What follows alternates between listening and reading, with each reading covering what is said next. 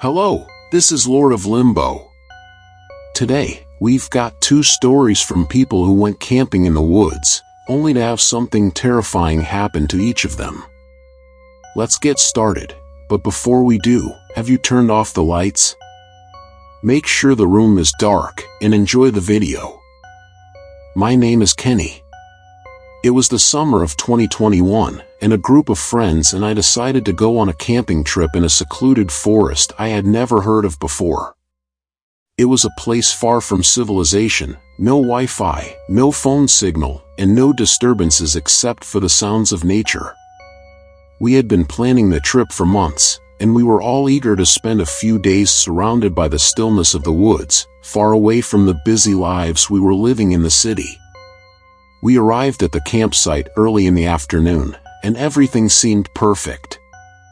The air was fresh, the sun was shining through the tree canopy, and the forest smelled like damp earth and pine. It was everything we had hoped for, and I felt a strange sense of peace as I unloaded our gear from the car. The campsite itself was located near a small, quiet stream that ran through the forest, a perfect spot for us to relax, fish, and swim.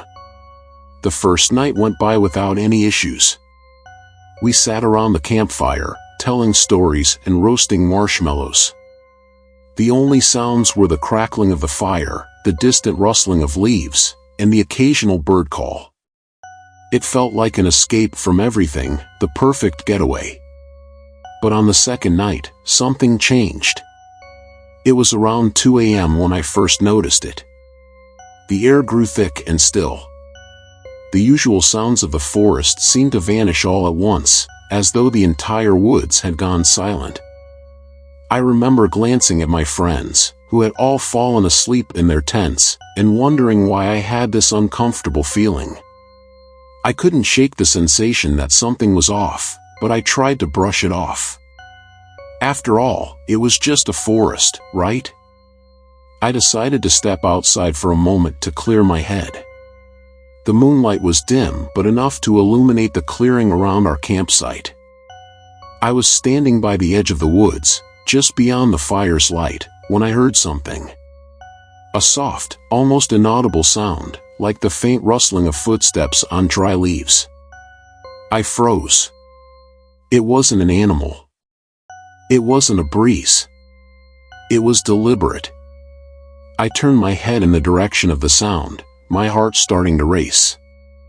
I couldn't see anything, but I could feel something. Something was watching me. I felt it in my chest, this heavy, pressing sense that I wasn't alone. I waited for a few minutes, trying to calm myself down, but the feeling didn't go away. Eventually, I decided to call out to my friends, just to make sure I wasn't imagining things.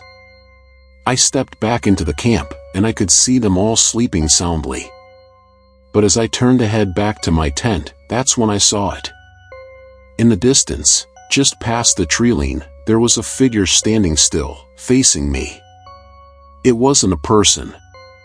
It wasn't shaped like a human at all. It was tall, unnaturally tall, and completely still, almost like it was frozen in place. I couldn't make out any features, just a silhouette against the darkness. I blinked, thinking it was a trick of the light, but when I opened my eyes again, it was still there. I don't know why I didn't scream. Maybe I was too stunned. Maybe I was trying to convince myself it was nothing. But the fear that washed over me felt primal. My instinct told me to move, to get back to the safety of my tent and wake up my friends, but I couldn't take my eyes off it. It stayed there for what felt like an eternity, not moving an inch. Finally, I turned and ran. I didn't look back. I ran straight for my tent, bursting inside and zipping it up behind me. My breath was ragged, and my hands were trembling. I wanted to wake up my friends, but I couldn't bring myself to speak. What could I say? There's something in the woods? It didn't make sense, and I was terrified they'd think I was just imagining it. I tried to fall asleep, but I couldn't. Every time I closed my eyes, I could see that figure standing there in the dark. I heard footsteps again, faint, like something was circling our camp. It wasn't a deer. It wasn't a bear. It was something deliberate, moving slowly, as though it was studying us. My mind raced with thoughts, but none of them made sense. By morning, the figure was gone, and the world seemed to have returned to normal. The birds were singing, the wind was rustling the leaves, and everything felt calm again. I couldn't bring myself to tell my friends what happened. I didn't want to sound crazy, and honestly, I wasn't sure I wanted to know the truth. We stayed for one more day, but the rest of the trip felt off. It wasn't the same. I kept my distance from the woods, and every sound seemed to make me jump. When we finally packed up and left, I felt a strange sense of relief, as though I had narrowly escaped something. I never went back to that forest. To this day, I don't know what it was I saw. I've tried to rationalize it in every way I can think of. Maybe it was just a person who was camping nearby, or maybe it was my mind playing tricks on me in the dark. But deep down, I know what I felt. And it wasn't something I can explain. Something was out there. And it was watching. Story 2. My name is Samuel. It was the fall of 2022 when I went on a solo camping trip to a place that seemed peaceful enough on paper.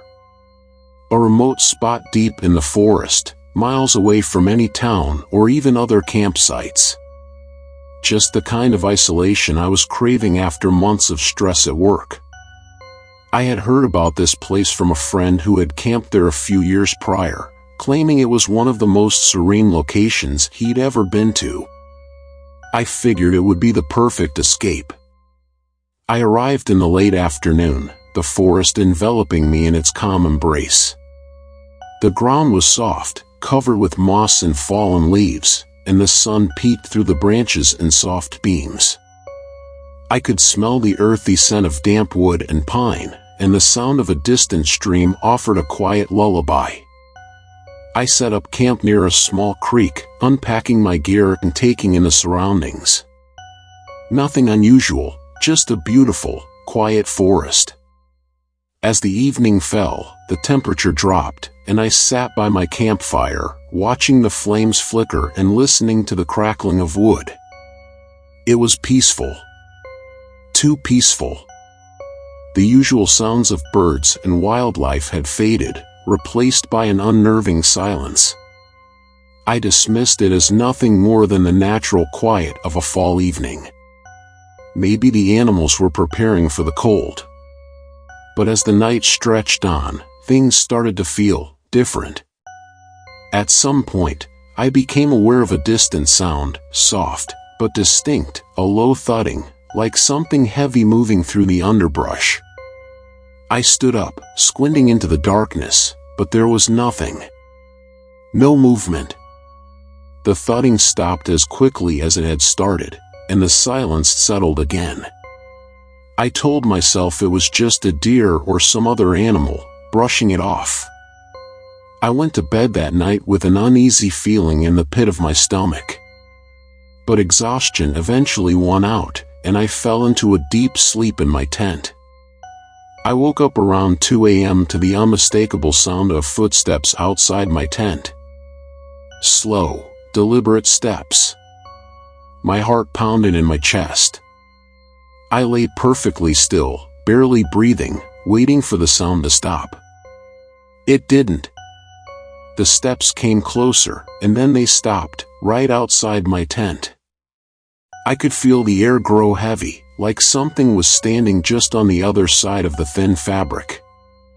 The footsteps had stopped, but I could hear something else now, breathing. Deep, uneven breaths that seemed to come from just a few inches away. It wasn't the kind of sound an animal makes. It was too human. I wanted to scream. I wanted to move, but my body was frozen. The breaths continued for what felt like an eternity, each one sending a chill deeper into my bones.